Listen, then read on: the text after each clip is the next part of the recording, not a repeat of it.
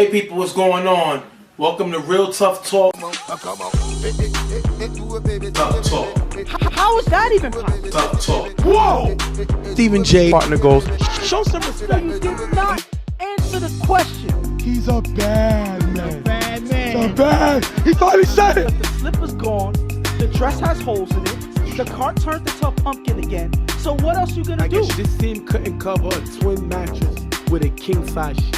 Lights out season. Lights out for you. Let's get as quick into the game as possible because I am not staying in this wig longer than I have to. I want to part. Play it out, bro. While you talking this guy.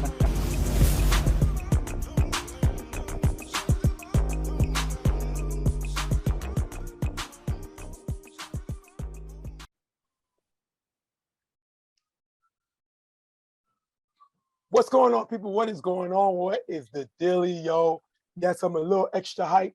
But first, let me tell you, I'm humbled and it's a blessing to have y'all guys here with us today on another episode of Real Tough Talk. I'm Stephen J. Here with my partner Ghost, and we have a special guest here with us today. The guy who just joined the Real Tough Talk team, my man, Untouchables. Lou, what's the deal, partner? What's going on? What's going on, fellas? How are you? All right. How was your Sunday? It was pretty good, man. Blessing, Pretty blessing, good. man. How was yours? Good. Can't complain. Yep. All right, so we'll jump in right to the game. Listen, it's been an exciting season. Been a great time, a lot of fun, a lot of things coming and going. Really quick, Lou, what has impressed you most with this new UFL season? How some of the pieces of the draft, like for instance, Corey, how he's fitting in with those guys. You know what I'm saying? I think as the season goes along, he gets more comfortable. They're going to be dangerous. Very much so. What about PME. you, Ghost? Go ahead, I'm PME sorry, as what you well. said? PME as well. as well. I agree. What about you, Ghost? What's been surprising to you? Listen, I have to agree with Lou in terms of how a lot of the draft picks are acclimating to their team. They're really fitting in. They're really giving it that extra mile to actually make their team better. And that's the encouraging thing, knowing that they're not just coming here just to be here. You know, they're taking, the time to actually help improve their team. Even teams that's actually losing and not doing too well, they're actually counseling the guys. Some of the guys are young, so they really give them advice, that veteran advice that can help them get better along the way, that they can take outside this league, not just benefiting here, they can take it elsewhere as well. What's impressed me the most is the fact that out of the 24 players drafted, 22 players have made it. Only 2 players have not made it, and that's been Akon, because he's playing softball, which we knew about, and Mo of PME. That's a little crazy. I kind of spoke to Mo today, but we'll discuss that a little later. Let's jump into the first game. Great that Lou brought up Untouchables with Corey, because that's the first game we're going to talk about. Untouchables versus Rep City. Now, Untouchables are coming in off of a close loss to DG. And on the other side, you have Rep City coming off of a win, beating UTF. What is it that you can expect coming from these teams coming into this game, Ghost? First of all, Rep City always plays with a chip on their shoulder. They always play like it's like they have nothing to lose. Like they don't really care about other teams' perceptions or whatever. They only care about how they play with each other. Now, the important part is how well Tommy can fit into this team and how well he can, get the ball moving for their offense. Because they have some capable defenders. They already have many of the same guys that they've had before, especially during their championship season. They just added a few pieces to their team. Ty will be here this game. You have Tommy that's going to show up after the game he missed last week. But you have pretty much their draft guys showing up and doing what they got to do. So they're not worried about the outside. They just worried about getting their game played on the field. Lou, you know that you've heard the situation with Alvaro last week, complaining about calls, kind of bringing attention to himself. What do you think will happen with the veterans going towards Alvaro coming into this game based on how he reacted last game? Well, I think if anything, they may have spoken to him, but Alvaro's a little spicy Dominican. You know what I'm saying? you might have the little man's complex. You know, he talks. You know what I'm saying? It doesn't matter. You know, is it if it's to the refs or to players? He's just gonna be who he is. It's just controlling him a bit. And it's not only in football, because I've seen him do the same thing in basketball. You know what I'm saying? That's just his personality. You know, he just has to be under control where he doesn't cost them. Okay, we're going to jump right into the game. You just heard the tails of the tape. Let's see what happens. Jumping right into the game. With Rep City getting the ball first. Tommy on first down on 4 rushes is going to get sacked by PJ. PJ has been playing well at that position, bringing a lot of pressure, definitely showing its impact from the giver position. Next play, Tommy's going to get blitzed, but Cello picks up the block. Tommy goes downfield to tie the gap. Sherman's there, incomplete. Now, I think it's cool that he's trying to get Ty involved early. I see Tommy trying to go downfield, similar to what Grump did last week. That was successful, so I see Tommy trying to take a shot, and this is what happens here. 4th down at the 40. Tommy on 4 rush, throws deep to David in the middle, picked off by Juju. Untouchables get the ball back. If you look here, Relics open short. Juju gets flagged for the cursing, but at the end of the day, Untouchables get the ball back. Lou, are you concerned with the fact that Tommy is attempting to go downfield, similar to the success we've seen Grunt get last week? Not really, because, you know, in a way, yeah, you know, too early, but Tommy, that's what Tommy does. He'll throw the long ball, you know what I'm saying? I think the issue in the game was the fact that he had no blocker. You know what I'm saying? So he may have wanted to get rid of the ball quicker, you know? Definitely a possibility. We're going to jump into Untouchables getting the ball now. Second down, Corey, a blocker from Ricky, throws to PJ on the sideline for a nice gain in the first down. Corey then with blocker from Ricky, throw to PJ again on the sideline for a nice gain, getting to the 1 yard line. Ghost, he's going back to PJ right now. PJ making big plays. One thing you can say about Corey, he spreads the ball all over the field. And PJ has been one of the biggest pieces of that this season. He's been a guy that's able to get open in gaps, sometimes go downfield. And a lot of guys, even though he's, you know, one of the taller receivers, he has speed that can keep up with a lot of the smaller guys out there. So he's able to break open in some of these areas where Corey's able to find them for some big yardage on the field. Second and goal, Corey with a short pass to Sherman, cut in the middle, with blocker from Ricky, runs into the end zone. 6-0, Untouchables score first. Now, what I like about this play is they're using Sherm similar to we see in Kansas City, and the Dolphins use Tyreek Hill. With his speed and his height, he can get lost in the shuffle of blocking. He's nice little shovel pass to him, and Corey's able to score early and often this season. But I like the fact that he's moving the ball with not the running game, because you can't run, but with the nice shovel pass to get him in the end zone. The question is, can they keep this momentum up, scoring and not relying so much on the defense that kind of let them down this season? Next drive, after getting the first down, Tommy on 4 rush, throws deep to Wesley, cutting on the side, off target, incomplete. Juju's there. Little concerning, Lou. He's going downfield a little too much. What do you think? It could be that he doesn't. Who does he have to go short? You know what I'm saying? You don't really have the shifty guy, because this guy wasn't there. What's the guy? Shady. Yeah, Shady wasn't there. And then you know, who else do you have? True. No beat got to the right. No beat. Yeah. So you might as well, because you're not going to run. Tommy doesn't really look in. He's gotten a little heavier, it looks like. You know what I'm saying? Third down, Tommy with blocking from Macho, throws to JP in the gap for a nice game, giving him a big game. Juju is playing a little too far back. 4th and goal, Tommy throws to Macho, cutting the front of the end zone, drop, turnover on downs, another stop. Now, this is not on Tommy. This is on this offense. They got to give him some help. We all know B-Dot is not here, but they got to give Tommy some time. And now when he's finding time, they're not finishing out these plays. So I know we put it a lot on him. He's trying to be similar to Grunt was last week with the downfield plays. But at the end of the day, he got him in the red zone to score. This is a huge turnover. I'm very concerned because this is back-to-back stops by Untouchables, a team that's one of the worst defenses in the league. Stop this Rep City twice. I'm a little concerned, Ghost. And I think it's because they don't have the extra protection. I think Lou alluded to that earlier.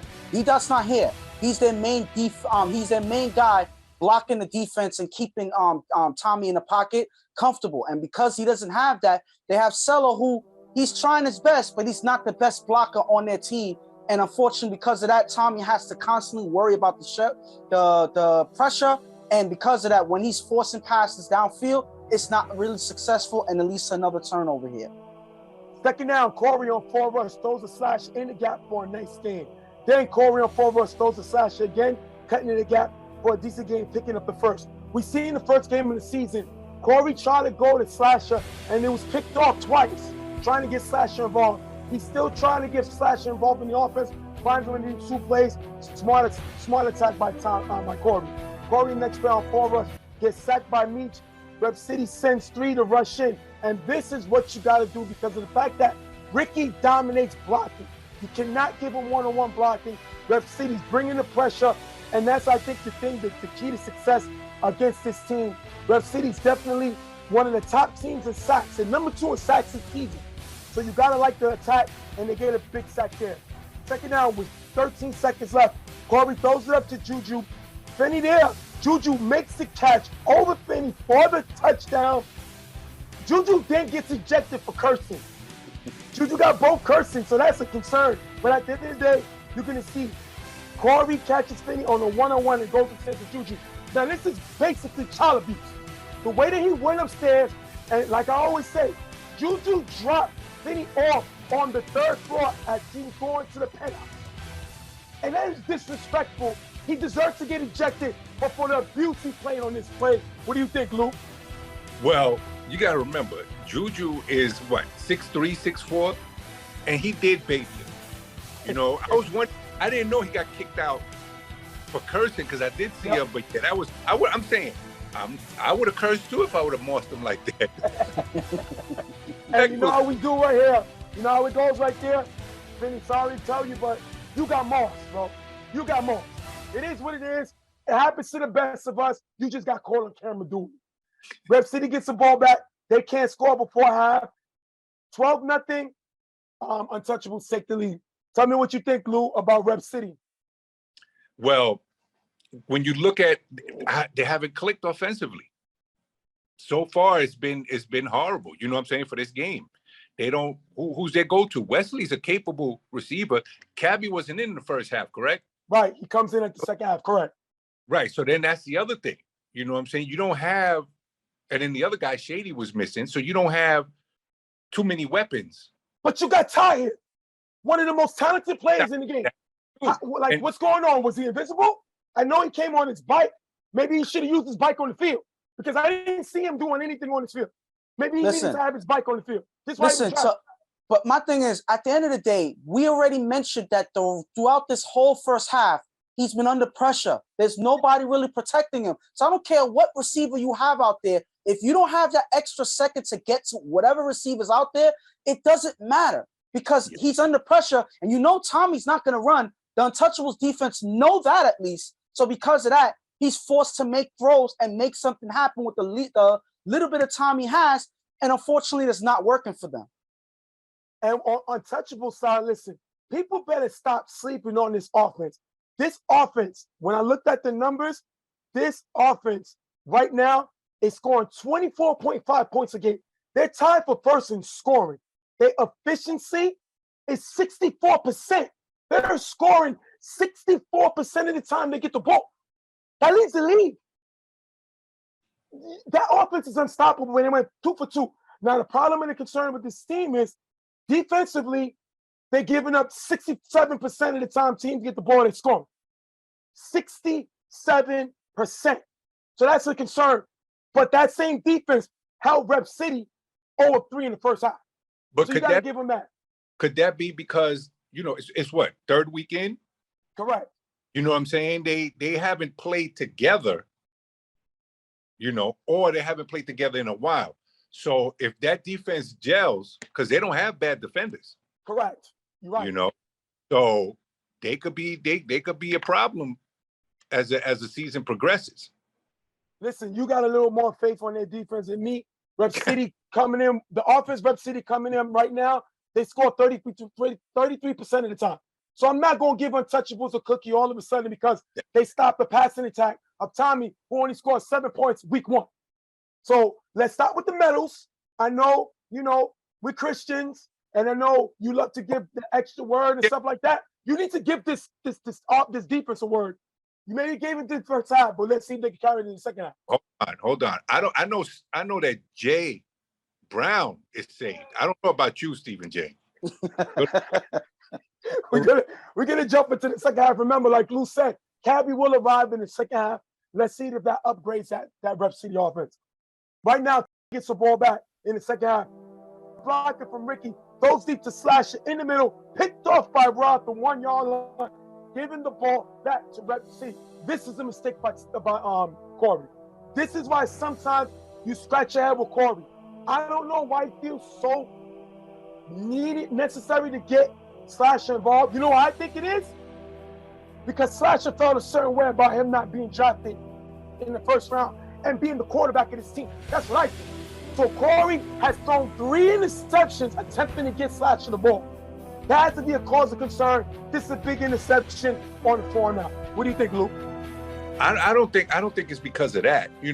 Corey does take chances. I think the last thing on his mind is, that Slasher feels some kind of way because he should have been the QB. Was he open? If he was open, then, it's understandable. Maybe he's seeing something that we didn't see. Well, the way Rel intercepted that ball, it didn't look like he was open. Go ahead, Listen, my thing is, like Lou said, maybe he saw something that we didn't see. Unfortunately, the thing that he didn't see was Rel coming to pick off that interception, to pick up that ball. So at the end of the day, one person you got to make sure that you follow and make sure you know who's on the field at all times is Rel. He's one of the best defenders out there. You know him off of Bama. He does it on that team, and he's bringing it to this team, knowing that he is able to come and pick off those balls. It doesn't matter what quarterback's on the field. Rel is there to attack the ball there. Well, former championship MVP, so you got a point there. Tommy gets the ball back. He's going to get blitzed by Hole, who's blocked by Mach. Tommy throws deep to Cabby on the sideline drop. Cabby got to make that catch. This is the reason they drafted him, to be able to go downfield, and Tommy can just throw balls up. We've seen Cabby make the top plays last week. You can't, that don't mean nothing. You can't be consistent on it. That's a big drop by Cabby. Third down, Tommy's going to scramble with blocking from Macho. Goes deep to Wesley on the sideline, knocked away. Vinny was open in the middle. Rep City has to punt. I don't know who Tommy think he is, but gunslinger, he is not. Home run hitter, he is not. So maybe he's having an out-of-body experience and somebody jumped in, body snatch or somebody, because this guy's trying to be something he is clearly not. And they end up having to punt the ball here. Oh, that was rough, Stephen J. Because I've seen Tommy throw some bombs. Maybe not in this game, maybe not in the first game, but I think that's a little. You might have lit a fire under him, hopefully, with that comment. We need to light something because right now they got stopped 4 times already. Listen, at the end of I just want to say one thing. My thing is, you're killing Tommy when he has absolutely no time on the clock, like rush with the pass rush coming in. Now, I can't see that Tommy's one of those throw it on 3 rush or get it out of the way, especially with the pressure coming in. So he's struggling, but it's not only his fault, especially when they're dropping touchdown passes and downfield passes. That's one pass from Macho, he dropped the touchdown pass, and now this downfield pass by Cabby. Those are 2 big passes dropped already. Absolutely, but I'm going to yell bull drive. You know why? Didn't Tommy play in a 3-second lead? Not this 3-second lead. 3 seconds is a little faster than 4 seconds, correct? Talk to me like I'm a 7-year-old, right? So it should be nothing for him. Stop. No, but hold on, Jay. The thing is, you got to remember, you have a blitz, right? That's number 1. Number 2, you don't have anybody open. Okay, I'll give you that. I'll give you a little crumb of that, possibly. Corey gets the ball back. Second down. Corey's going to throw the shirt on the sideline. Who fakes Meach, runs in the gap for a nice gain and a first down. Listen, Sherman's Tyreek Hill. I don't care what nobody says. You get this guy the ball in space, he might pull up the deuce fingers to you. Because this guy's speed is unbelievable. And we see Tommy getting him the ball in space. Great play there. Corey on 4 rush. Takes a shot downfield. Knocked away by Richie. 4th down. Corey will block him from Ricky. Throws a buck in the back of the end zone. out of bounds, turnover on downs. Now listen, I don't know if what happened to Tommy spreading over to Corey, because you can't score 2 touchdowns in the first half and then get stopped twice in the second. So I don't know what's going on with these quarterbacks at the end of the day. Maybe they got bored and say, you know what? Let's try not to score. Maybe that's more exciting, because I'm not seeing what I expect these 2 possible Hall of Fame quarterbacks to do. Neither one of them do it. Turnover on downs right here.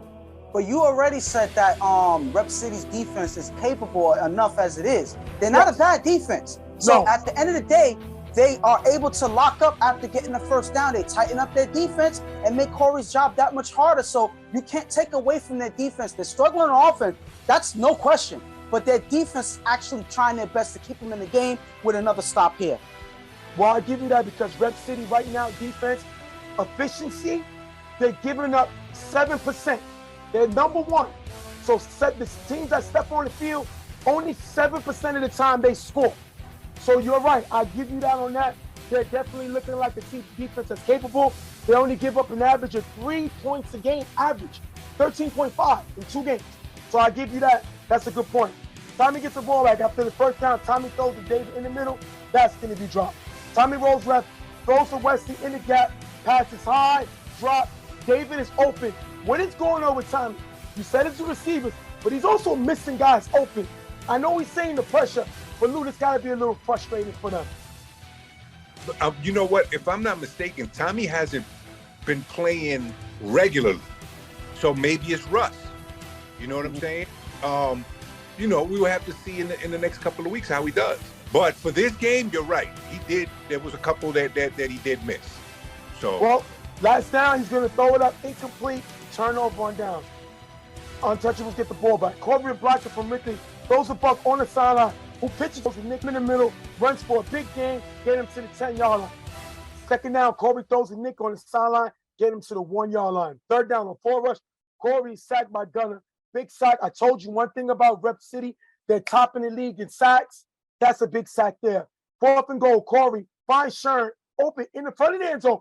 For the touchdown, that's going to end the game 18-0 Untouchables. Listen, I just want to say this first real quick.